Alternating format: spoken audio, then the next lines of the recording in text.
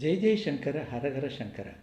மகா பெரியவா தன்னை நாடி வரும் பக்தர்களுக்கு நிறைய உபதேசங்கள் சொல்லியிருக்கார்.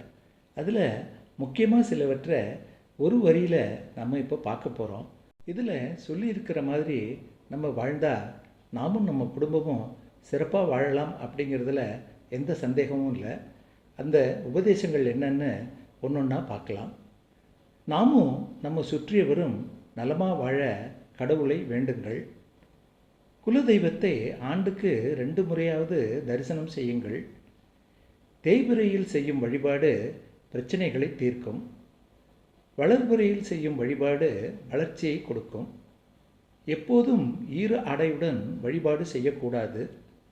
மனதை கெடுக்கும் எந்த நிகழ்ச்சியையும் பார்க்கக்கூடாது. மன அமைதிக்கு உங்கள் ஜென்ம நட்சத்திரத்தன்று தவறாமல் கோயிலுக்கு செல்ல வேண்டும். வறுமையில் இருப்பவர்களுக்கு உங்களால் முடிந்த உதவியை செய்ய வேண்டும். தடைகள் நீங்க விக்னேஸ்வரரை வணங்க வேண்டும். பாவம் நீங்க ஒரே வழி பகவான் நாம உச்சரிப்பது தான். துக்கத்திற்கு இடம் தராமல் ஈஸ்வர தானம் செய்யுங்கள். பிரதோஷம் அன்று தவறாமல் சிவ தரிசனம் செய்யுங்கள்.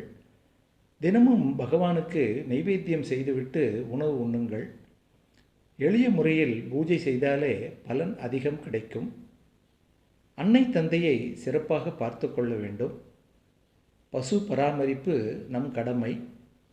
குற்றம் நீக்கி குணத்தை காணுங்கள். வேத பாடசாலை நிறுவ உதவுங்கள். வேதங்கள் சொன்னபடி நடக்க முயற்சி செய்யுங்கள். கோபம் கொள்ளாமல் இருக்க பழகுங்கள். ஆக இந்த 20 குணாதிசயங்களையும் நம்ம வாழ்க்கையில் அன்றாடம் பழகின்றோம் அப்படின்னு சொன்னாக்க இன்றைக்கு இல்லை என்றைக்குமே நம்ம சிறப்பாக எந்த கஷ்டமும் இல்லாமல் வாழலாம். நம்ம குடும்பமும் வாழையடி வாழையாக நல்லா வாழும் அப்படிங்கிறதுல எந்த சந்தேகமும் இல்லை. இதை லைக் பண்ணி ஷேர் பண்ணுங்க. மீண்டும் ஒரு சிறந்த பதிவில் உங்களை சந்திக்கிறேன். ஜெய் ஜெய் சங்கர ஹரஹர சங்கர.